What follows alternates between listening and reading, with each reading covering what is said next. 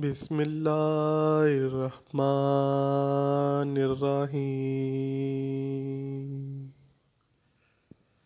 دوستو، ویسے تو آپ نے قوم بنی اسرائیل کے بہت سے واقعات سنے ہوں گے، لیکن آج کی ویڈیو میں ہم آپ کو رونگٹے کھڑے کرنے والا ایک منفرد واقعہ سنانے جا رہے ہیں۔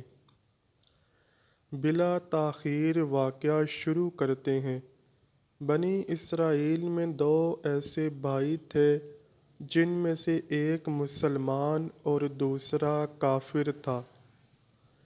دونوں بھائی سمندر میں مچھلیوں کا شکار کرتے تھے۔ کافر جو کہ بتوں کا پجاری تھا، وہ جب بھی سمندر میں جال پھینکتا تو اس میں اس قدر مچھلیاں پھنس جاتی کہ ان کو کھینچنا بھی مشکل ہو جاتا۔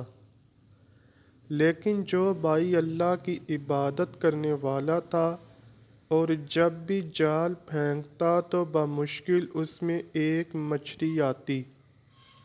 اس طرح کافر امیر سے امیر تر ہوتا گیا اور اس کا مسلمان بھائی غریب سے غریب تر ہوتا چلا گیا۔ لیکن پھر بھی مسلمان اللہ کا شکر ہی ادا کرتا رہا۔ ایک دن مسلمان کی بیوی کافر کی بیوی سے ملی تو حسد سے جل کر رہ گئی، کیونکہ اس نے بہت سارے ہیرے جواہرات پہن رکھے تھے۔ مسلمان کی بیوی کہنے لگی، کاش میں بھی اتنی ہی امیر ہوتی۔ یہ سن کر کافر کی بیوی کہنے لگی، اپنے شوہر کو کہو وہ بھی ہمارے بت کی پوجا کرے، تو پھر اس کے جال میں بھی بہت مال آئے گا۔ یہ سن کر مسلمان کی بیوی کچھ غم زدہ ہو کر اپنے گھر آئی۔ جب اس کا شوہر آیا تو بیوی کا حال دیکھ کر دریافت کیا، آخر کیا بات ہے جس سے تو اس قدر غم زدہ معلوم ہوتی ہے؟ اس کی بیوی کہنے لگی، بس میاں، یا تو مجھے طلاق دے دو یا پھر اپنے بھائی کے بتوں کی پرستش اختیار کر لو۔ یہ سن کر اس کے شوہر نے کہا، خدا کی بندی، اللہ سے نہیں ڈرتی؟ ایمان کی دولت کے بعد یوں کفر کی باتیں کرتی ہے۔ وہ عورت بولی، بس اب مجھ سے زیادہ باتیں نہ بناؤ، میں اچھی طرح جانتی ہوں۔ جبکہ دوسری عورتوں خصوصاً تیرے بھائی کی بیوی کو میں دیکھ رہی ہوں، وہ زیورات اور عمدہ لباس سے آراستہ رہتی ہے۔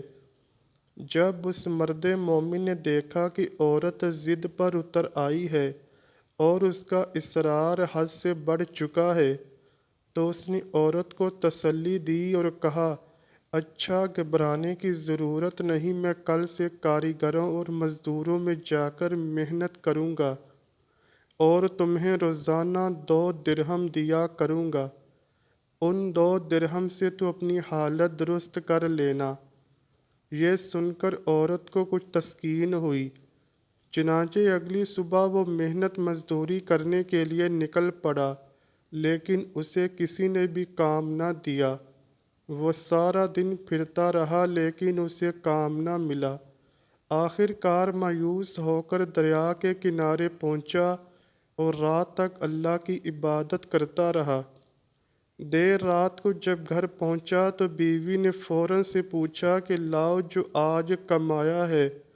شوہر کہنے لگا، میں بادشاہ کی خدمت میں تھا، بادشاہ نے مجھ سے 30 دن کام کرنے کی شرط رکھی ہے۔ اس کی بیوی بولی، آخر وہ بادشاہ تم کو کیا دے گا؟ تو اس نے جواب دیا، میرا بادشاہ بڑا کریم ہے، اس کے خزانے مال و دولت سے بھرے ہوئے ہیں، وہ مجھے جو چاہے دے سکتا ہے۔ وہ اسی طرح اپنے معبود برحق کی عبادت میں مصروف رہا۔ جب 29ویں رات ہوئی تو بیوی نے کہا، میاں، اگر کل تم نے مجھے مزدوری لا کر نہیں دی تو تم مجھے طلاق ضرور دینا۔ پریشانی کے عالم میں وہ 30ویں دن صبح کو ایک یہودی کے پاس پہنچا اور اس سے کہا، کیا تم مجھے مزدوری پر رکھ لو گے؟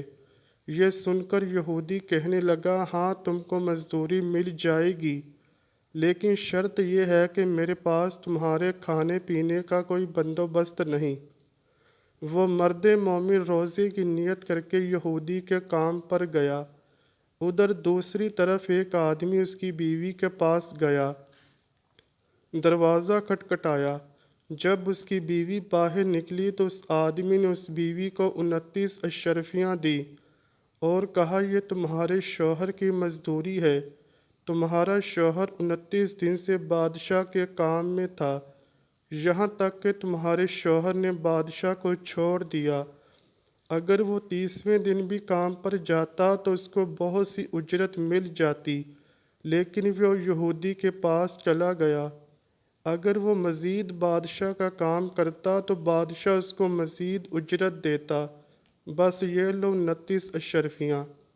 اس میں سے ایک اشرفی اس لیے کم ہے کیونکہ آپ کا شوہر 30ویں دن کام پر نہیں آیا۔ چنانچہ وہ عورت ان میں سے ایک اشرفی لے کر بازار گئی۔ سونار نے جب اشرفی دیکھی تو 1000 درہم اس کی قیمت عورت کے حوالے کر دی۔ جب شام کو وہ آدمی گھر آیا تو عورت نے اس سے دریافت کیا کہ آج تم کہاں تھے؟ شوہر کہنے لگا، آج میں ایک یہودی کے گھر مزدوری پر گیا ہوا تھا اور دیکھو مجھے آج اجرت بھی ملی ہے۔ بیوی غصے سے کہنے لگی، مگر آج کیوں تم بادشاہ کی خدمت میں نہیں گئے؟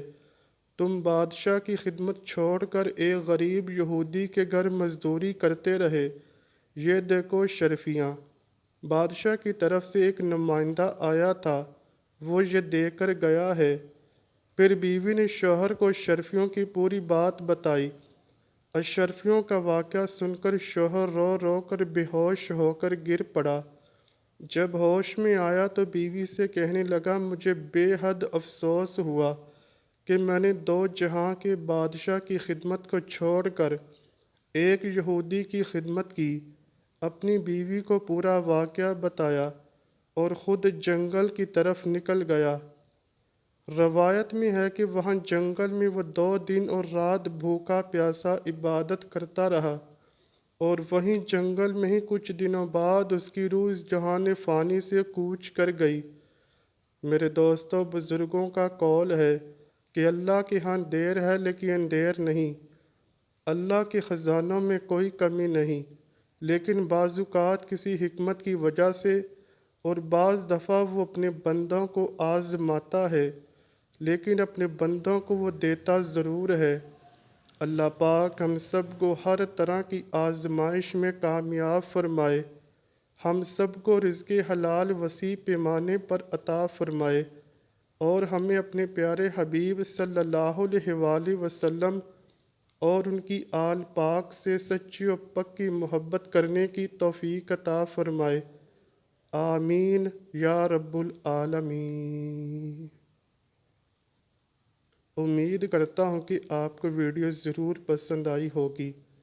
اگر ویڈیو پسند آئی ہے تو ویڈیو کو لائک کیجئے، شیئر کیجئے اور چینل کو لازمی سبسکرائب کیجئے۔